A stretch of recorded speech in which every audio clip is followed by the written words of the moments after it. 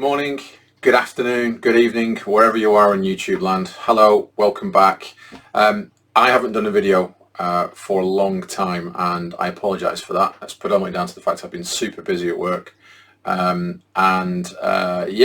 lots has been going on in my own life, and lots has been going on in my aquarium life. Because ta-da, slightly different to last time you saw a video of mine.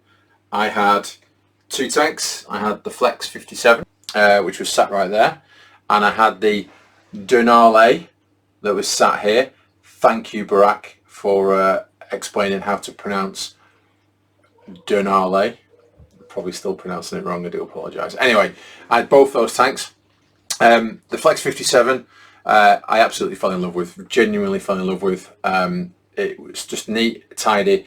Everything's hidden away. I'm all about the minimalist. I am the minimalist. All I want to see in the tank is the scape and the fish. That's all I want. So fell in love with the 57. I've still got the 57. It's in a box in another room. I'm thinking of breaking it out again and putting it into the kids' playroom, so the kids can go in there. I might just put maybe one or two fish in there as well and whatever else.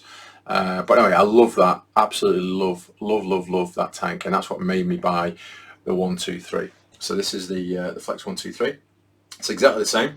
I'll do some videos of it in a second, and how it all fits together and how it works.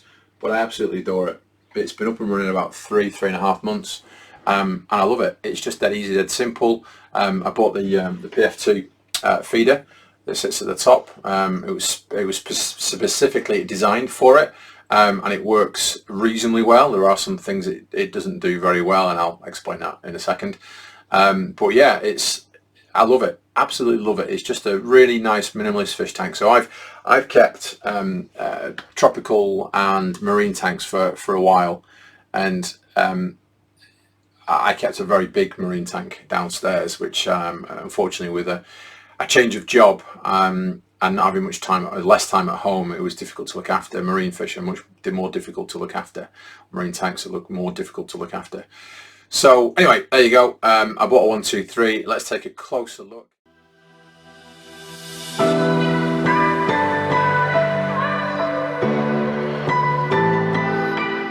Right, here we go. Here's the tank. First of all, apologies, it's due a maintenance today, so you might see a bit of algae here and there, but there you go, ignore that. So this is as I mentioned a million times already, the Flex 123. Basically, it's at the back there you can see, in this bit, obviously the black bit here, there's this rear column. Everything hides behind that rear column. There's a center column, and there are two side columns, and the water is drawn in through the sides. You can just about see these vents. There's one there, and there's one at the bottom, but you can't see because of the foliage. And the water is drawn through from a pump that sits in the center, through some mechanical filters and through some biological filters and whatever else you want to stick in there. And I've stuck in a load of Biohome Ultimate, which I've used for ages. I've used for a long time. Yeah, seems to work really well. So in the tank, we've got some. You can see you've got some Cories. Forgot them for Cories. Some and then some. Oh, way up. There we go. Some rummy nose tetras, who I love, and they show beautifully even in this little tank. They show great. We've got some honey gamoras. We've got 4 of those. So 7 of the rummy nose, 3 of the albino Cories. We've got 2 Siamese algae eaters as well. I'll come back to why I've got those in the tank. I had a pretty horrible blackbeard incident, which they helped fix. I got some shrimp in there. You can just see the guy in the centre there. Where are the Siamese? They're probably at the back of the tank eating stuff. They're so good at eating stuff. Anyway. Scape is as it is, centre stone, a lot of other stuff in there. The plants have grown phenomenally well, and the reason why is because there may have been a little bit too much nitrate in there. Why was there too much nitrate in there? Because they got overfed and there was too much food going in, which leads me nicely to the PF2. Let me just turn the light on so you can see the PF2 in a bit more detail. Right, so here's a PF2. So as I mentioned earlier, this is a feeder that was specifically, easy for me to say, designed for the Flex 123. And it's dead simple. Basically, program 1, program 2, press and hold that, and then it will record the time as of now. So what time is it now? Whatever time it is, about 11 o'clock in the morning. And it will feed them. Press that one, and it will feed the second program. Dead easy. It's a drum feeder. So this is designed for this tank. Now, I don't know if you can pick that up, but it misses. It rolls around as a drum feeder and it misses and scatters stuff everywhere. Also, this is set to the lowest setting possible, and it kicks out so much food. So I've had to make, as you can see, a modification. I've had to stick an earbud in there to block some of the food coming out, and now it's about right. And the other thing about this, which is not great, is because it's wet in there, some of the food gets stuck. That gets all fusty. You can see it's stuck to the bottom of it as well. It gets all fusty, and you get that beautiful rotting fishy smell in your office. My office isn't very big, so it congregates. So the feed is good. Basically the hole in the Flex 123 isn't big enough for it, and that's a slight issue. Fluval, there you go. If you want to fix that, please do so. Right, what else is there? Well, we're talking about some negative things because I want to end on positive things because this tank is brilliant. The only other negative thing about this is the pump. So you may read some reviews on the pump. The pump is noisy as hell. It's a cheapo, horrible pump. Do not use it. I exchanged it for a Eheim 1000 compact, which is pretty much silent.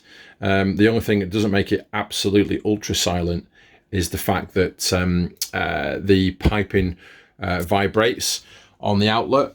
So you could put a grommet between the pipe and the outlet, and that will probably stop that vibration. But that's it. So the Eheim Compact 1000 is what I used as a replacement pump. The one that comes with it is really noisy and horrible, and it's a real letdown, to be honest. It's disappointing.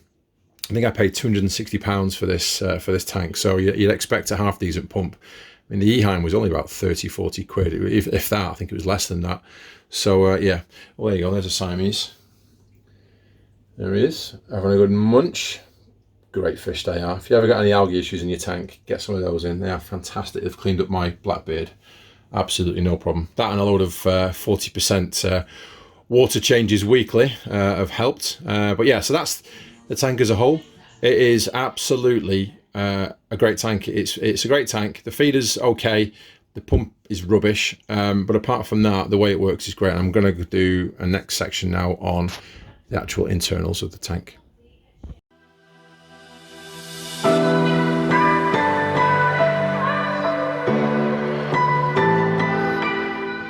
Okay, tank internals.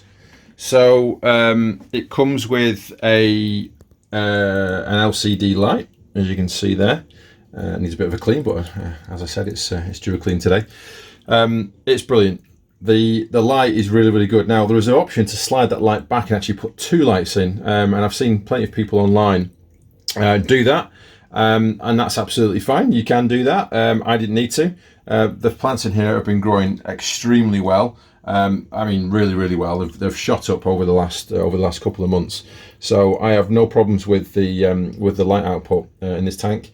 If you wanted to grow some harder plants that need obviously a lot more light, then a second one will go in here.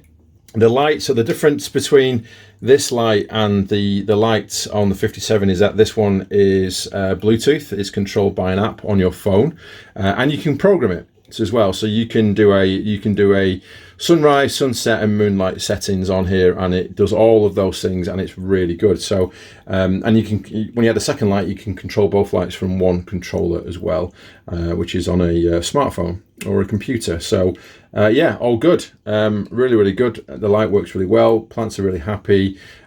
All good in the hood. Right, so what I'm going to do here is I'm just going to take the back off here, and I'm going to show you the chambers. Well, I'm going to try and show you the chambers at least anyway.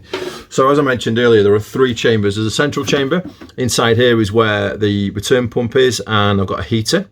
And then you've got two side chambers, one there and one there, that are identical. And inside that is, you can't see because it's really dark inside. You can just see the pull here. There is a filter in there, mechanical filters, so sponges and whatever else, and there's holes in those sponges that allow you to add some media, such as the biohole media or whatever media you want to put in there. It does come with some media, and what I've done is there is a gap below that. So if I come back to the tank, so the filters sort of sit. Around about up to about there, and there's a gap at the bottom there, all the way across. So basically all the way across the tank, at the back there, okay, where there's a big gap in there. And so I've rammed that full of media, absolutely rammed it full as much as I can in bags, Biohome Ultimate, all at the bottom, and that will obviously help with the biological stuff. But yeah, that's it. You can easily get to it. Water changes in here are easy because you can just stick the pipe in the back there and just let it fill or let it empty. It's great. It's just a well thought out tank, super simple.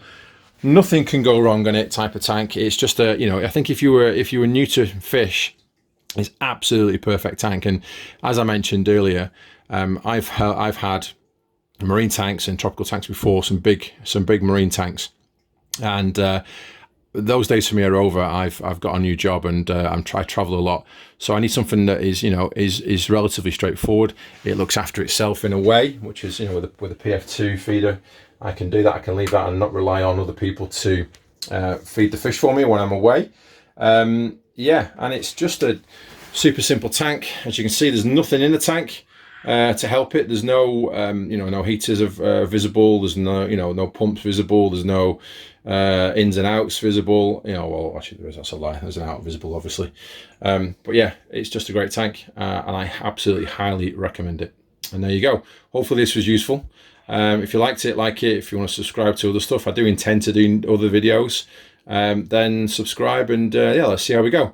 And yeah, very happy fish, very happy aquarium keeper, all good. Thank you, Fluval. Brilliant tank, love it.